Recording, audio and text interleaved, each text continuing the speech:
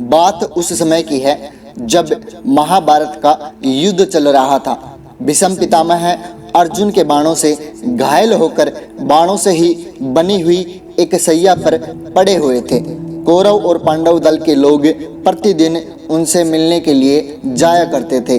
एक दिन की बात है, पांचों भाई और द्रौपदी चारों तरफ बैठे थे और पितामह उन्हें उपदेश दे रहे थे।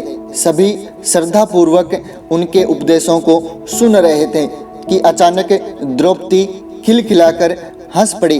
पितामह इस हरकत से बहुत आहत हो गए और उन्होंने उपदेश देना बंद कर दिया। पांचों पांडव भी द्रौपदी के इस व्यवहार से आश्चर्यचकित थे। सभी बिल्कुल शांत हो गए।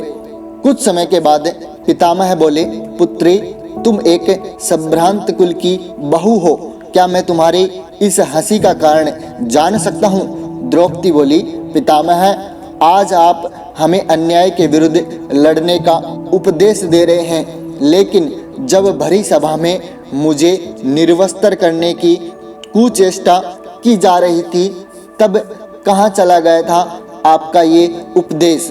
आखिर तब आपने मौन क्यों धारण कर लिया था? यह सुनकर पितामह की आंखों से आंसू आ गए और कातर स्वर में उन्होंने जवाब दिया, पुत्री, तुम तो जानती हो कि मैं उस समय दुर्योधन का अन्न खा रहा था और वह अन्न प्रजा को दुखी करके एकत्रित किया गया था।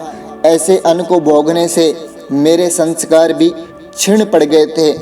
फलतः उस समय मेरी वाणी अवरुद्ध हो गई थी और अब जबकि उस अन्न से बना लहू बह चुका है, तो मेरे स्वाभाविक संस्कार वापस आ गए हैं और स्वतः ही मेरे मुख से उपदेश निकल रहे हैं। बेटी, जो जैसा अन्न खाता है उसका मन भी वैसा ही हो जाता है।